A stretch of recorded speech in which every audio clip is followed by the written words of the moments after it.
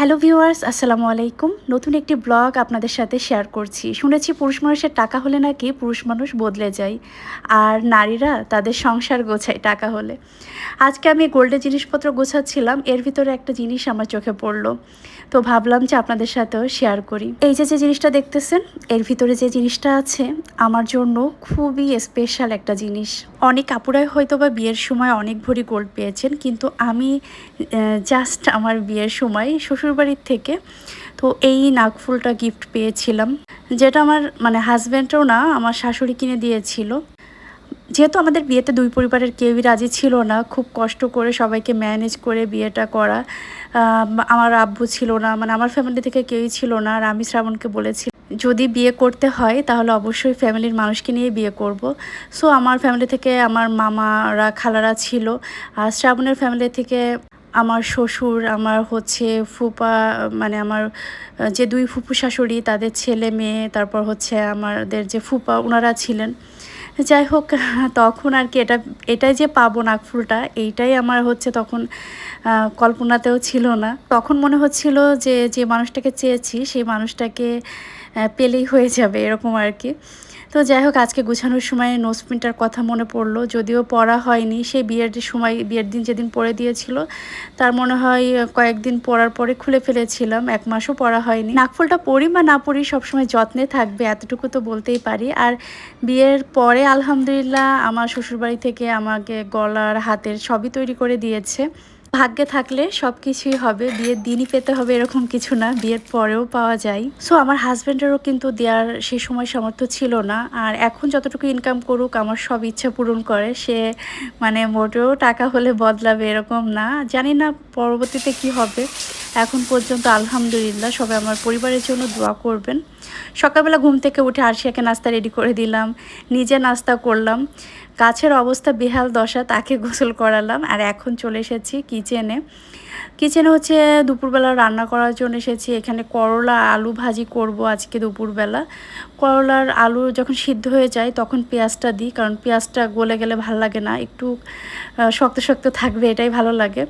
তো পেঁয়াজ মরিচটা এখন আমি দিয়ে দিলাম। তো আগে না আমি করলা ভাজি করতে একদমই পারতাম না, করলা ভাজি করলে অনেক তিতো হয়ে যেত, এখনও মাঝে মাঝে সেরকম তিতো হয়ে যায় অনেক, ভাজতে গেলে ভালো একটা ভাজা হয় না। কিন্তু মাঝে মাঝে আবার অনেক মজা হয় করলা ভাজিটা। আমি এখন এখানে হচ্ছে গরুর মাথার মাংসটা রান্না করব। অনেকেই দেখি গরুর মাথার মাংসটা খুব পছন্দ করে, অনেকেই করে না। তো আমি হচ্ছে সেই পছন্দ না করার তালিকায়, আমার তেমন একটা বেশি ভালো লাগে না। তো মাথার যে মাংসটা ছিল ওইটা হচ্ছে আমার শাশুড়ি মা লবণ হলুদ দিয়ে জাল করেই পাঠাইছে। তো আমি হচ্ছে এর ভিতরে যা যা মশলা লাগে সব কিছু দিয়েছি আর কি মাংসের। তো এখন হচ্ছে মনে হচ্ছিল যে কয়েকটা রসুনের কোয়া দিই, তো রসুনের কোয়াটা আমি ছুলে এখন আস্ত দিয়ে দিব। তো সব কিছু একসাথে মিক্সড করে আমি হচ্ছে প্রেশার কুকারে ঢাকনা দিয়ে 2-3টা সিটি দিব।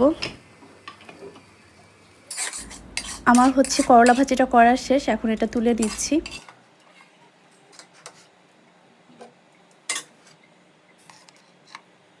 রান্না করতে করতে মনে হচ্ছে যে খুবই টায়ার্ড হয়ে গেছি, তো ভাবলাম যে একটু কফি খাই। তো আমি হচ্ছে নর্মালি দুধ রেখেছিলাম, তো সেটা এখন গরম করে একটু কফি তৈরি করব। আর এখন যে গরম পড়ছে, গরমে রান্না করতে গেলে তো অবস্থা খারাপ হয়ে যায়, তারপরেও কেন জানি না চা কফি খেতে ইচ্ছা করে। তো রান্নাবান্না সব কিছুই প্রায় কমপ্লিট, এখন হচ্ছে আমি কিচেনটা একটু ক্লিন করে নিচ্ছি।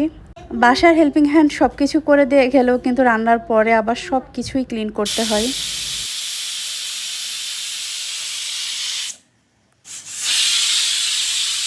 অনেকে হচ্ছে চা কফিতে চিনি খায় না, বাট আমার মনে হয় যে চিনি না খেলে চা কফির কোনো টেস্টই পাওয়া যায় না।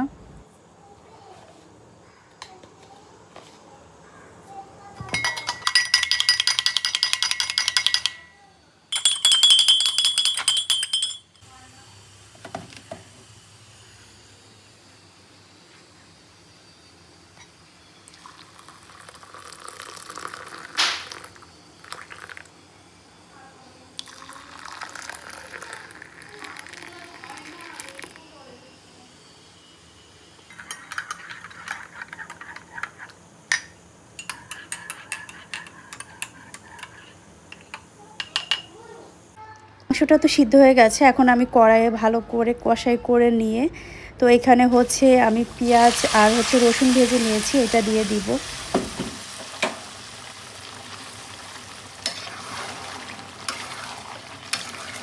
তো ব্যাস আমার রান্নাটা কমপ্লিট হয়ে গেছে।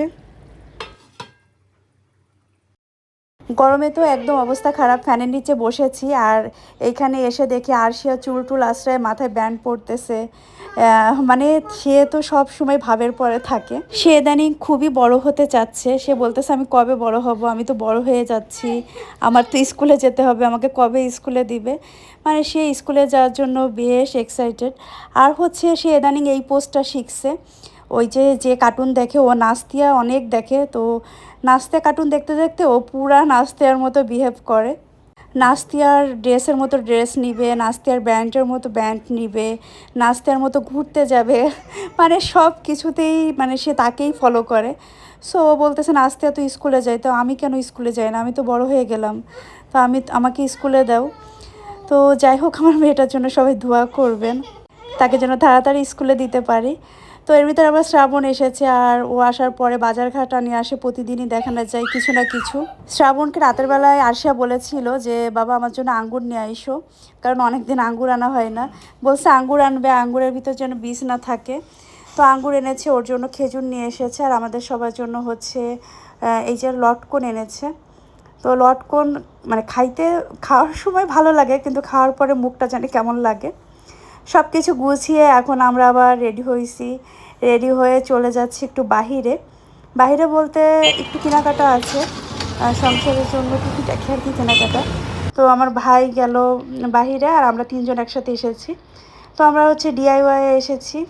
আশিয়াকে নিয়ে তো ওইভাবে বের হওয়া হয় না, তো ওকেও নিয়ে এসেছি, যেহেতু বের হওয়া হয় না। মানে বাহিরে কোনো কেনাকাটা নেই, এখান থেকে আর কি কিছু ঝুড়ি টুড়ি এসব কিনতে চেয়েছিলাম।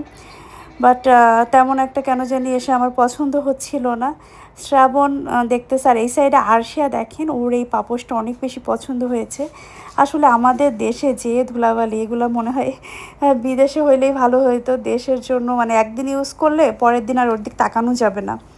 তো আমার মেয়েটাই পাপোশ নিয়েই পড়ে আছে, তার খুবই ভালো লেগেছে। আরশিয়াকে বললাম যে আরশিয়া যখন রুম হবে তখন আর কি আরশিয়াকে কিনে দিব। এই পেনগুইন এর যে পাপোশটা, এটা আমারও বেশ পছন্দ হয়েছিল। আসলে ঘরের জিনিস যেটাই দেখি সেটাই আমার নিজেরও অনেক বেশি ভালো লাগে। আর ইদানিং আমার আরশিয়া তো আমাকে বলে যে এটা নাও, ওটা নাও, এটা না তোমার লাগবে, এরকম আর কি। তো এইখানে এই যে বাচ্চাদের জন্য সিলিকন টাইপের, আর সিলিকনেরই মনে হয় এটা আর কি, খাবার প্লেট চামচ। আরশিয়া তো বড় হয়ে গেছে, তাই আর কিনা হয়নি। আর এখানে মগগুলো দেখছিলাম, কিন্তু এই মগগুলো একটাও আমার তেমন একটা ভালো লাগেনি। যাই হোক, আমি কিচেনের জন্য হচ্ছে ছোট জার নিতে চেয়েছিলাম, যেটা বেশি ইমার্জেন্সি, যেটার কারণেই আমি এসেছি, যে কয়েকটা জার লাগবে। তো এইগুলার মুখগুলো একদমই কেমন জানি নর্মাল ছিল, দামও কমই ছিল, 310, তারপরে এরকমই দাম ওখানে লেখাই আছে, খেয়াল করলে দেখতে পারবেন। তো এখানে মুখগুলো তেমন একটা বেশি ভালো হয়নি, মানে মুখগুলো একটু কেমন জানি, খুবই হালকা। সো তারপরেও ওইটা আমি নিয়েছি। আর এইখানে হচ্ছে এই বক্সগুলো আমি হচ্ছে ডাল রাখার জন্য নিতে চেয়েছিলাম, বাট আমার কাছে মনে হয়েছে যে প্রাইসটা একটু বেশি, এখানে তো খুব বেশি চাল ধরবেও না। আর কেন জানি না দামটা বেশি মনে হয়েছে, তারপর আর নেওয়া হয়নি। শ্রাবণকে মানে ওকে আমি বলতেছিলাম যে কি করব, এটা কি আসলেও আমার কাজে লাগবে নাকি। বাসায় প্লাস্টিকের না অনেক কোটাকাটি ছিল, যেগুলো আমি বাসায় পাঠিয়ে দিছি, আমার শ্বশুরবাড়ি পাঠিয়ে দিছি। যাই হোক, কেনাকাটা শেষ করে চলে এসেছি, তেমন কিছুই কিনিনি, এই 3টা জারই কিনেছি, কারণ তেমন কিছু পছন্দও হচ্ছিল না। আবার শ্রাবণের হচ্ছে মুগদাই যে চেম্বার, ইভিনিং যে চেম্বার, ওই চেম্বারে আবার ক্লায়েন্টও এসেছিলো, সো আমরা তাড়াহুড়া করে চলে এসেছি।